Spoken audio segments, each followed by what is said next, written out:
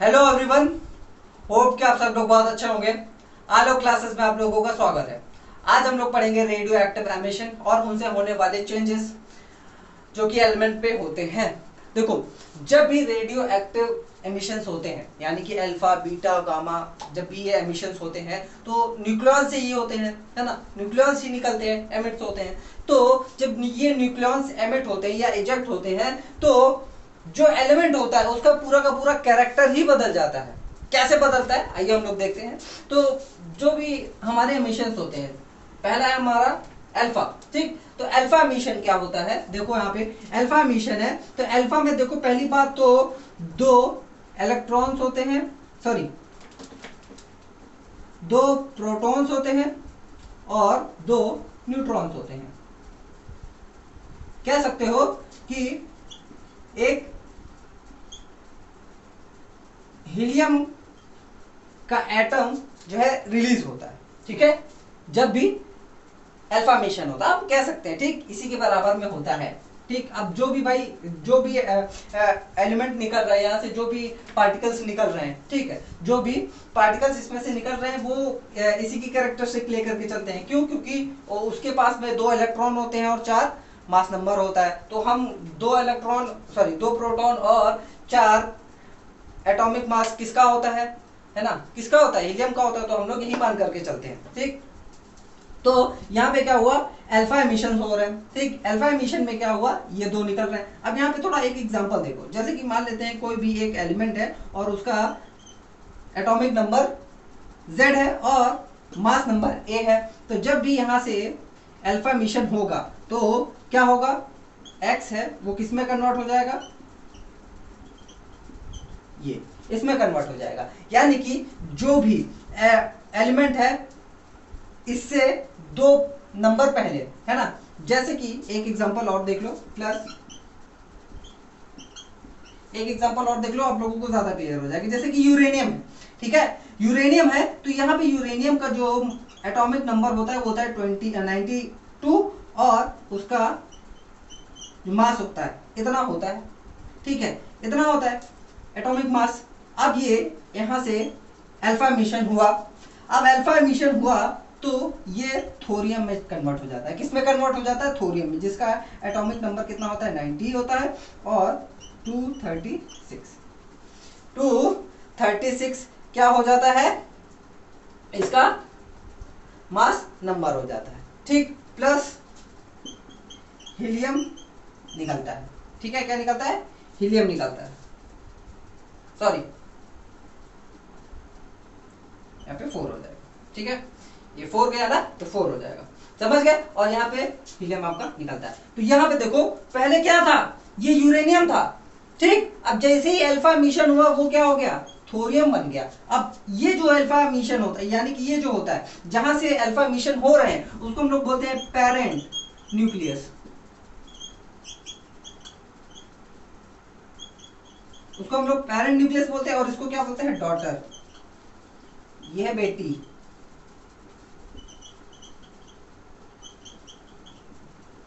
है ना। बाप मतलब जो पेरेंट होते हैं, ठीक, वहां से कन्वर्ट होकर के कौन निकला है, बेटी निकली है, यानी कि डॉटर, हम लोग डॉटर बोलते हैं, समझ गए। क्यों? क्योंकि यहां से देखो पहले इतना था, ठीक, पहले ज्यादा था, फिर उसके बाद में कम हो गया, ठीक है, फिर क्या हो गया, कम हो गया, ठीक। और ये चीज, ये जो थोरियम है किसमें से इमर्ज हुई है, इसमें से ही बनी है, समझ गए, क्या है, इसमें से ही बनी गई। यानी कि इन दोनों का क्या है, एक रिलेशन है, ठीक। हम यहाँ पे कह सकते हैं इन दोनों का रिलेशन है, समझ गए। तो हम इसको पेरेंट बोल देते हैं, ठीक, और इसको हम लोग बोलते हैं डॉटर, यानी कि इसने जन्म दिया है और इसने जन्म लिया है, थोरियम ने जन्म लिया है, ठीक है, किससे, यूरेनियम से, समझ गए, क्लियर होगा, याद हो जाएगा आपको क्लियरली इससे, ठीक है। तो अल्फा मिशन में ये प्रोसेस होता है। तो यहाँ पे देखो क्या चेंज हुआ, ये पूरा एलिमेंट ही चेंज हुआ जब क्या हो रहा है, अल्फा एमिशन हो रहा है, ठीक। और इसी को हम लोग अल्फा डीके भी बोल सकते हैं, जब 2 इलेक्ट्रॉन और दो प्रोटॉन और 2 न्यूट्रॉन निकल रहे होते हैं तब, है ना, रेडियो एक्टिविटी के थ्रू, ठीक है, जब निकल रहे होते हैं तो हम लोग उसको क्या बोलते हैं, अल्फा डीके बोल सकते हैं, समझ गए, ठीक है। अब देखो बीटा एमिशन में क्या होता है,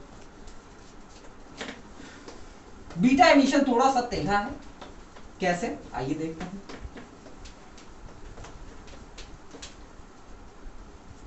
बीटा एमिशन में इसको हम लोग ऐसे लिखते हैं, ठीक है। बीटा एमिशन, अब यहां बीटा एमिशन में हमने क्या बताया था, इससे पहले वाली क्लास में हमने ये भी बताया था, इसकी सारी प्रॉपर्टीज बताई थी, बीटा अल्फा गामा सबकी बताई थी कि उसमें क्या क्या होता है, कैसे होता है, ठीक है। तो बीटा एमिशन में क्या होता है, एक इलेक्ट्रॉन निकलता है। एक इलेक्ट्रॉन कहां से निकलता है, आपकी न्यूक्लियस से। कहां से, न्यूक्लियस से, ठीक है। किससे निकलता है, न्यूक्लियस से निकल रहा है। अब न्यूक्लियस में इलेक्ट्रॉन कहां से पहुंच गया सर, वो तो क्या होता है, न्यूट्रल होता है, या फिर कह सकते हो कि पूरा का पूरा प्रोटॉन प्लस न्यूट्रॉन होता है, उसमें इलेक्ट्रॉन तो होता ही नहीं है ना। यहाँ पे तो इलेक्ट्रॉन होता ही नहीं, ये इसको हम लोग पॉजिटिव चार्ज मान करके चल सकते हैं, है ना। लेकिन यहाँ पे तो सर आप इलेक्ट्रॉन दिखा रहे हो, यहाँ से इलेक्ट्रॉन कैसे निकलेगा, वो ऐसे निकलेगा कि जब ये जो न्यूट्रॉन होता है, ठीक, जब ये न्यूट्रॉन होता है, जब ये कह सकते हैं कि इसके अंदर में electron plus proton plus anti,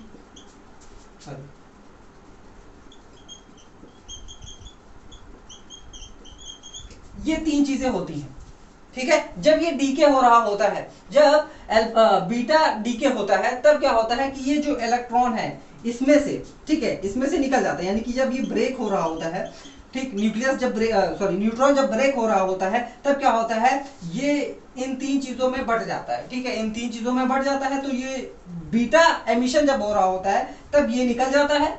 बचता क्या है, ये और ये बचता है। क्या बचता है, ये और ये बच जाता है। यानी कि यहाँ पे ये तो हट गया, ठीक है। बचा क्या, यहाँ से इलेक्ट्रॉन भी निकल लिया, उड़ लिया वो, ठीक, कहा कि हम जा रहे हैं, बाय बाय टाटा, मुझे माफ करें, है ना, मैं जा रहा हूँ, ठीक। ये चल लेता है और कहता है दुआओं में याद रखना। फिर उसके बाद में यहाँ प्रोटॉन एक बच जाता है। तो यहाँ पे देखो, एक प्रोटॉन इसमें और एक ऐड हो जाता है। क्या हो जाता है, एक प्रोटॉन ऐड हो जाता है। तो इससे क्या होता है, जब भी बीटा एमिशन होता है, तो एक प्रोटॉन क्या होता है, बढ़ जाता है, यानी कि एटॉमिक नंबर बढ़ जाता है। जैसे कि यहाँ पे एक जनरल मेथड हम लोग ले लेते हैं, और ये तो जब भी बीटा एमिशन होता है, तब क्या होता है, Z+1 और ये A, ठीक, क्या है, Z+1 और ये A हो गया, ठीक। इसको जरूर नोट करें आप लोग, ये प्लस एक इलेक्ट्रॉन, ठीक, प्लस एक इलेक्ट्रॉन, ये पूरा नोट करिए साथ। अब यहाँ पे देखो एक एग्जांपल लेते हैं, जैसे कि हमारा कार्बन है, ठीक, कार्बन है, इसकी एटॉमिक नंबर क्या होती है, 6 होती है, और मास क्या है, 14। तो ये जब बीटा एमिशन होता है, तब क्या होता है, यहाँ पे ये नाइट्रोजन बन जाता है, जिसका मास एटॉमिक नंबर 7 होता है, और मास नंबर कितना होता है, 14 होता है, प्लस एक इलेक्ट्रॉन यहाँ से निकल रहा होता है। ये क्लियर, ठीक है।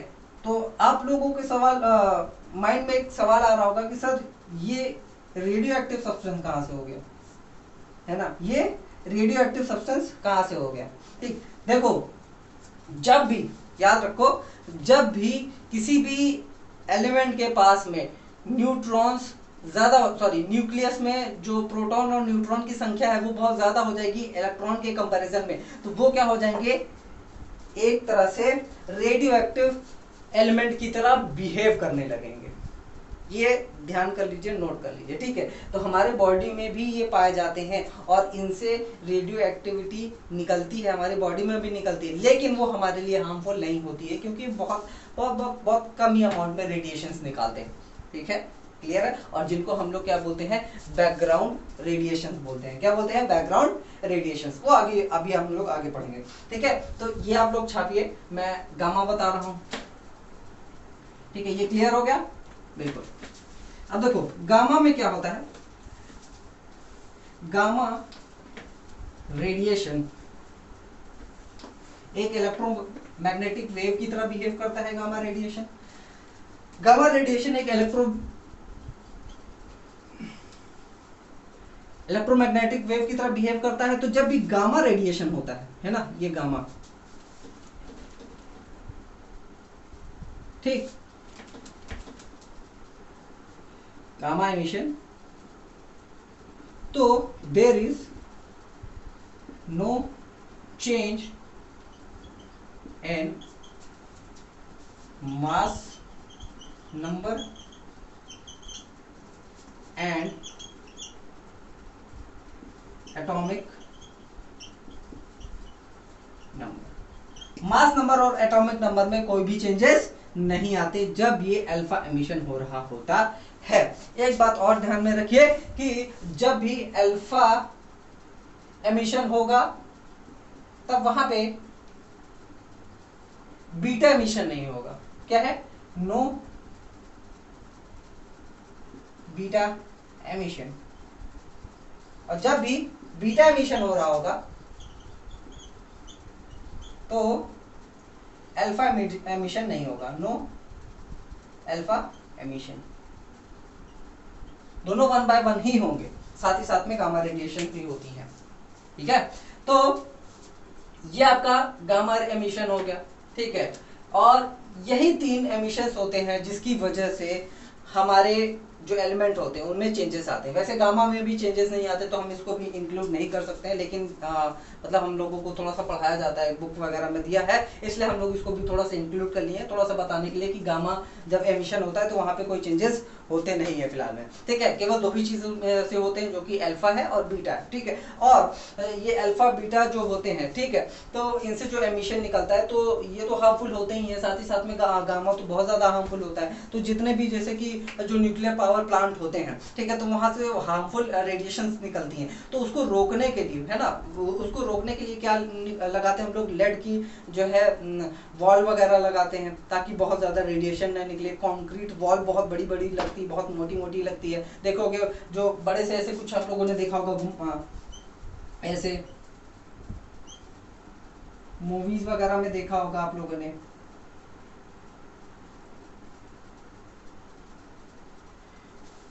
ये एक्स-मैन एक मूवी करके आई थी तो उसमें था, ठीक, जो सुपर हीरोज वुल्वरीन वगैरह उसमें रहते हैं ना, तो वहां पे ये इसी के ऊपर में ही फाइट होती है। लास्ट सीन जो होता है इसी के ऊपर में ही होता है। तो उसमें वुल्वरीन रहता है और क्या नाम है,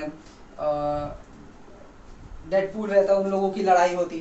ठीक है, तो यहाँ पे वो लोग लड़ते हैं। तो मतलब अगर आप लोगों को ये देखना है तो आप लोग वो मूवी का लास्ट पार्ट देख सकते हैं, और अगर बहुत ज़्यादा क्या कह सकते हैं टाइम है तो आप लोग पूरी मूवी भी देख सकते हैं। अच्छी मूवी है, ठीक है, बायोलॉजी और फिजिक्स के ऊपर में बहुत अच्छी अच्छी कॉन्सेप्ट भी आप लोगों को वहाँ पे मिल जाएंगे। ठीक है, तो बस यही है कि हमें सीखना है हर चीज़ से। अगर आप सीखोगे ना यार तो आप बहुत तेज़ी से ग्रो करोगे। ठीक है, तो ये हो गया, और हम लोग कुछ इस पे क्वेश्चन कर लेते हैं, और हम लोग कुछ सेफ्टी मेजर्स, जैसे कि जो भी एमिशंस होते हैं वो देखते हैं, उस पर देखते हैं क्या होता है, कैसे होता है। देखो, तो जो न्यूक्लियर वेस्ट होता है इसको एकदम प्रॉपरली दफनाया जाता है, प्रॉपरली एकदम अच्छे से, ताकि जो रेडिएशन बचा कुचा रह गया है वो तो भाई हार्मफुल होता है। ठीक है, हमारे जैसे कि जो यूरेनियम होता है जब पावर प्लांट में होता है तो उसकी अच्छे से उसकी एनर्जी हम लोग चूस लेते हैं। ठीक है, ताकि हमें इलेक्ट्रिक एनर्जी हम लोग बहुत अच्छे से बना सकें। ठीक, और फिर क्या होता है, उसकी धीरे धीरे रेडियो एक्टिविटी खत्म होने लगती है, तब फिर हम लोग क्या करते हैं, उसको फेंक देते हैं। ठीक है, और ऐसे नहीं फेंकते कि भैया जाके हमने कहीं भी फेंक दिया, है ना, अब ऐसे पकड़ा और फेंक दिया, ऐसे थोड़ी ना होता है। फिर उसको क्या करते हैं, अच्छे से डब्बे में सजा करके, है ना, नीचे उसको दफन किया जाता है। ठीक है, गड्ढे में दफन कर दिया जाता है, ताकि उसमें से जो रेडिएशन, बची कुची रेडिएशन है वो हम लोगों को हार्म ना पहुंचाए। ठीक है, क्योंकि जो भी बची कुची रेडिएशन होती है वो बहुत ज्यादा हार्मफुल होती है हम लोगों के लिए। एनर्जी उससे ज्यादा प्रोड्यूस नहीं किया जा सकता, लेकिन वो जो रेडिएशन निकल रही है वो हमारे लिए, साथ ही साथ में एनवायरमेंट के लिए बहुत ज्यादा हार्मफुल होती है। इसीलिए उसको अच्छे से नीचे अच्छे से कह सकते हैं कि उसको डिग्रेड किया जाता है। समझ गए, बहुत अच्छे से, प्रॉपरली वे में। ठीक। तो ये न्यूक्लियर वेस्ट हो गया। अब जब हम लोग जो न्यूक्लियर पावर प्लांट में लोग होते हैं, ठीक है, जो काम कर रहे होते हैं, उनको सेफ्टी मेजर्स का बहुत ज्यादा ध्यान रखना पड़ता है, क्योंकि उसमें से बहुत ज्यादा रेडिएशन निकलती है। तो जितने भी वहां पे काम कर रहे होते हैं लोग, तो अच्छे से सूट वगैरह पहन के जाते हैं, देखे होगे वो व्हाइट सूट पहन कर जाते हैं, है ना। बस इसमें ऊपर से जो है ऐसे शीशा लगा होता है, देखे होगे आप लोगों ने देखा होगा, है ना, जैसे एस्ट्रोनॉट्स होते हैं, बस उसी का कह सकते हो कि थोड़ा सा लोवेस्ट वर्जन होता है ना। वो थोड़ा सा पॉलीथीन वगैरह जैसे लगता है कि पॉलीथीन वगैरह पहने हुए, है ना, तो उस टाइप के में होता है, लेकिन वो हमारे बॉडी को बहुत अच्छे तरीके से बचाता है रेडिएशन से, है ना। और इन सब चीज़ों का ध्यान देना ज़रूरी है, बहुत ज़्यादा ज़रूरी है, वरना देखो यूरेनियम या जो भी रेडिएशन होती है वो कितना ज़्यादा हद तक हमें ख़राब कर सकती है। वो इससे आप लोग जानो कि पहली बात तो हमारे अंदर में जाती है, हमारे जीन्स वगैरह को ये ख़राब कर सकती है। सोचिए, देखो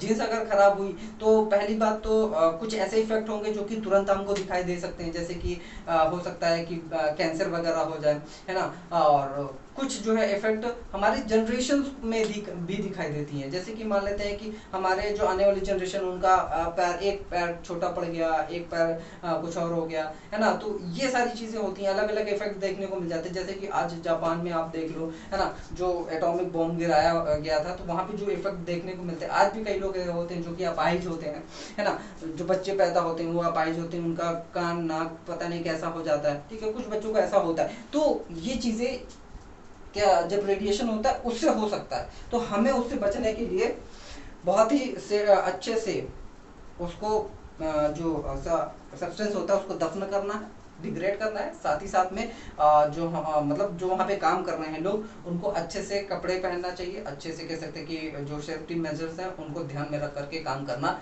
चाहिए। समझ गए? ठीक है। अब बात आती है रेडियो आइसोटोप्स की। रेडियो आइसोटोप्स ये क्या होते हैं? रेडियो आइसोटोप्स ऐसे कह सकते हैं कि रेडियो एक्टिव सब्सटेंस होते हैं जिनका एटॉमिक नंबर इससे कम होता है, 82 से कम होता है। मैंने आप लोगों को शायद पहली या दूसरी क्लास में ही बताया था कि जितने भी 82 के अबव, 82 एटॉमिक नंबर के अबव एलिमेंट्स हैं, ठीक है, वो क्या है, उनके जो आइसोटोप्स होते हैं वो क्या होते हैं, आइसोटोप्स होते हैं, वो क्या होते हैं, रेडियो एक्टिव सब्सटेंस होते हैं। क्या होते हैं? रेडियो एक्टिव सब्सटेंस होते हैं, लगभग सभी, ठीक है। लेकिन अब यहाँ पे हमें ये देखने को मिल रहा है, जितने भी ऐसे एलिमेंट होते हैं जो कि 82 के नीचे हैं, वो भी कभी कभी रेडियो एक्टिव सब्सटेंस बन सकते हैं। समझ गए? वो भी बन सकते हैं, जैसे जिनमें क्या हो, न्यूट्रॉन की जो नंबर है वो क्या है, बढ़ जाए। जैसे कि इसी में देख लीजिए, ठीक इसी में ही देख लीजिए, आपका न्यूट्रॉन और प्रोटॉन क्या होना चाहिए, इसके ठीक डबल होना चाहिए, यानी कि 12 होना चाहिए, यानी कि एटॉमिक नंबर मास नंबर जो है इसके जस्ट डबल होना चाहिए, 12 होना चाहिए। लेकिन इसका आइसोटोप, ये इस कार्बन का आइसोटोप का जो एटॉमिक मास नंबर है वो क्या है, थोड़ा सा ज्यादा है, यानी कि इसमें न्यूट्रॉन्स की संख्या न्यूक्लियॉन्स की संख्या ज्यादा है। अब न्यूक्लियॉन्स की संख्या ज्यादा है तो इसका मतलब है कि ये थोड़ा सा रेडियो एक्टिव सब्सटेंस बन जाएगा, जो कि हमारे बॉडी में प्रेजेंट होता है। अब ये हमारे बॉडी में जो प्रेजेंट होते हैं, ठीक है, अब ये बहुत ज्यादा रेडिएशन तो नहीं फैलाते हैं, बहुत ज्यादा रेडिएशन नहीं फैलाते हैं, हमारी बॉडी उस रेडिएशन को कंट्रोल कर सकती है, ठीक, उतना सह सकती है। लेकिन अगर बहुत ज्यादा हो गया तो वो कंट्रोल नहीं किया जा सकता है। तो उनको बोलते हैं बैकग्राउंड रेडियो एक्टिव सब्सटेंस,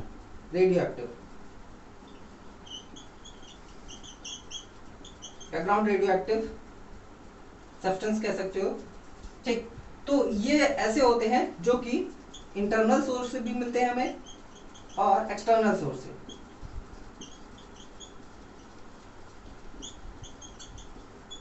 ये एक्सटर्नल सोर्सेज से क्या कौन कौन से होते हैं, जैसे कि हमारा अर्थ में बहुत सारे रेडियो एक्टिव सब्सटेंस होते हैं, तो उनसे हम अफेक्ट होते हैं, ठीक है। इफेक्ट क्या होते हैं, हमारे ऊपर में पड़ते हैं, लेकिन हमें पता नहीं चलता क्योंकि वो हमारे एकदम बगल में नहीं रखा हुआ है, ठीक है। तो बैकग्राउंड रेडियो एक्टिव सब्सटेंस वही होते हैं जो हमें रेडिएशन, हमारे बॉडी को रेडिएशन देते तो है, लेकिन वो बहुत ज्यादा दूर होते हैं या फिर बहुत ज्यादा इफेक्ट नहीं कर पाते हैं, तो उनको हम लोग बोलते हैं बैकग्राउंड रेडिएशन, ठीक है। तो कौन कौन से होते हैं, इंटरनल, जैसे कि हमारे बॉडी के अंदर में ये सी कार्बन होता ही होता है, तो उसमें क्या है, वो भी हल्का सा रेडियो एक्टिव सब्सटेंस बन जाएगा, ठीक है। और आपका पोटेशियम हो गया, उसमें जैसे जैसे कि आपका जो न्यूक्लियस है वो बढ़ गया, ठीक है, तो वो भी क्या है, रेडियो एक्टिविटी करेगा, करेगा ही करेगा, मनमानी क्यों करेगा भाई, है ना। लेकिन हमारी बॉडी इतनी ज्यादा ताकतवर होती है कि उसको न्यूट्रलाइज कर सके, समझ गया, उसको मतलब कि हमें फर्क उसका समझ में ना आए। लेकिन अगर हाँ ज्यादा हो गया तब दिक्कतें हो सकती हैं, ठीक है, तब दिक्कतें हो सकती हैं। और एक्सटर्नल में क्या,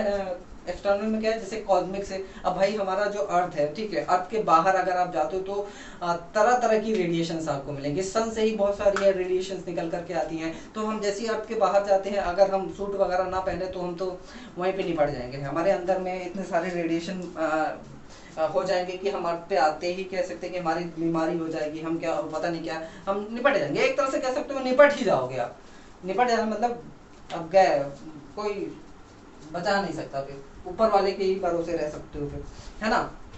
तो इसीलिए वहां पे देखो एस्ट्रोनॉट जो होते हैं अच्छा सूट वगैरह पहन करके जाते हैं, ठीक है, काफी चीजों से बचा करके रखता है। तो कॉस्मिक जो है रेडिएशन हमारी अर्थ पे पड़ती है, और अर्थ जो है एक प्रोटेक्टिव लेयर की तरह काम करता है हमें बचाने के लिए, ठीक है, उन रेडिएशन से, ठीक। तो ये भी होता है, समझ गए, क्लियर। तो यहाँ पे हमारा ये थ्योरी पार्ट होता है खत्म। मैं आप लोगों को एक दो न्यूमेरिकल करा देता हूँ एमिशंस के ऊपर में ही, ताकि आप लोगों को और ज्यादा क्लियर हो जाए। तो छाप सकते हैं।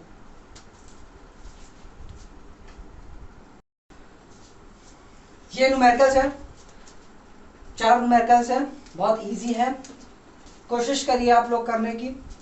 जिसका आंसर आ जाए कमेंट बॉक्स में जरूर लिख दीजिए, जिसका भी सही होगा मैं रिप्लाई कर दूंगा, ठीक। वैसे तो मैं यहाँ पे कर नहीं जा रहा हूँ, आप लोग चेक कर लीजिएगा, ठीक है, लेकिन कोशिश करो कि आप लोग खुद करो, फिर उसके बाद में रिप्लाई करो, ठीक है।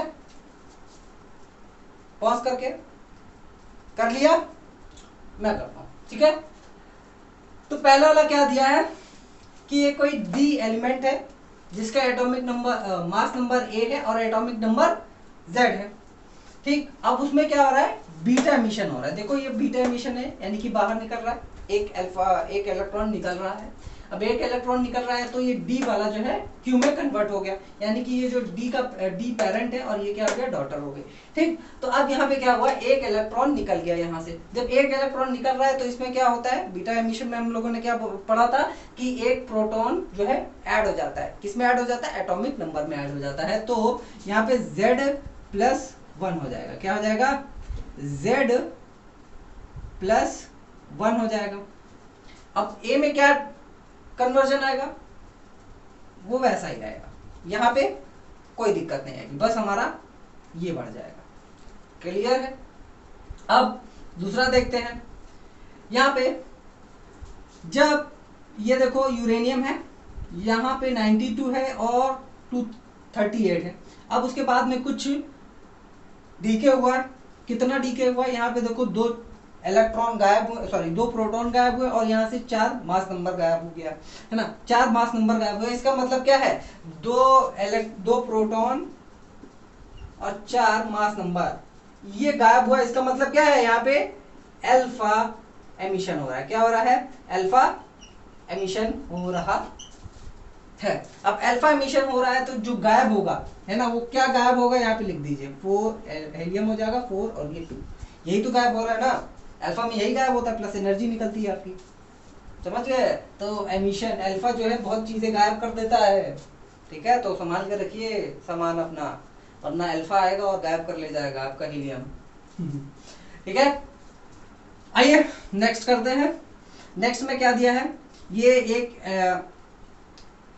ए एलिमेंट है जिसका मास नंबर 238 है और इसका एटॉमिक नंबर 92 है, यूरेनियम ही लग रहा है, ठीक है। इसका क्या हुआ है, अल्फा एमिशन हुआ, ठीक है। क्या हुआ, अल्फा एमिशन हुआ, यानी कि यहाँ से 2 गायब, यहाँ से हमें क्या करना है, 2 गायब करना है, तो 90 लिखो, 2 गायब कर देना है ना, 2 हमने 90 हो गया, यहाँ से 4 गायब करना है, तो 234 हो गया, क्या हो गया, 234 हो गया। अब इसका बीटा का एमिशन हुआ, इसका बीटा एमिशन हुआ। जब बीटा एमिशन होता है तो एक इलेक्ट्रॉन बढ़ जाता है, यानी कि एटॉमिक नंबर 1 बढ़ जाता है, तो कितना हो जाएगा 91, लेकिन जो मास नंबर है वो उतना ही रह जाता है, उतना ही है। अब फिर बीटा एमिशन हो रहा है, तो यानी कि एक एटॉमिक नंबर इसका बढ़ जाएगा और उसका मास नंबर क्या है, वही का वही रह जाएगा। देखो कितना इजी है, कितना इजी है।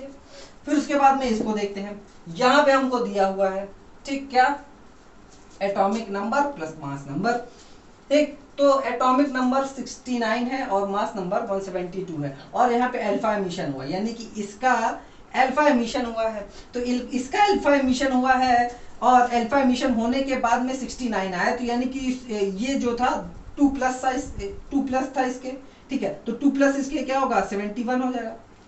2 प्लस इसके क्या हो जाएगा, 71 हो जाएगा, और इसका 4 प्लस कर दीजिए तो 176 हो जाएगा। क्या हो जाएगा, 176 हो जाएगा। अब ये जो 176 है और ये 71 है, ठीक है, इसका अब ये क्या हुआ, यहाँ पे भी अल्फा मिशन हुआ, तो यानी कि इसका अल्फा मिशन होने के बाद में ये प्रोडक्ट बना है, ये नया एलिमेंट बना है। तो यहाँ पे भी इसका 2 प्लस कर देंगे 73 हो जाएगा, है ना। 2 प्लस करेंगे 73 होगा, और 4 इसमें यहाँ पे क्या कर देंगे, प्लस कर देंगे, तो 180 हो जाएगा।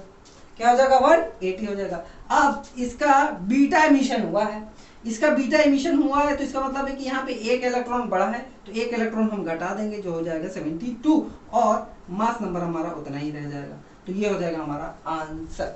और इसी टाइप के क्वेश्चंस आएंगे, और बहुत इजी है, ट्राई करिए, और ज्यादा ट्राई करिए, ठीक, अपने से भी ट्राई करिए, अलग अलग बुक से ट्राई करिए, देखिए, छाप लीजिए आप लोग पहले तो, ठीक।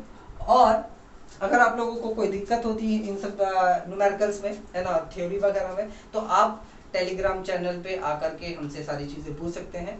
उसकी लिंक मैंने डिस्क्रिप्शन बॉक्स में दे रखी है, तो आप लोग वहां पे आकर के नोट्स भी डाउनलोड कर सकते हैं, एकदम हैंड रिटन नोट्स है, तो आप लोग उसको अच्छे से देख करके एक बार पढ़ सकते हैं, है ना। एक बार इसको देखिए, इस वीडियो को देखिए, और उस एक बार नोट को देख लीजिए, आप लोगों को कोई भी डाउट नहीं रह जाएगा, सारे डाउट्स आपके हो जाएंगे खत्म, और आपको लिखने के लिए भी मैटर मिल जाएगा एग्जाम में, ठीक है। बाकी समझ तो आप यहीं पे ले लेंगे, ठीक है। आप लोग मन लगा करके पढ़िए, अच्छे से पढ़िए, और हम लोग मिलते हैं नेक्स्ट वीडियो में। तब तक के लिए टेक केयर, बाय बाय।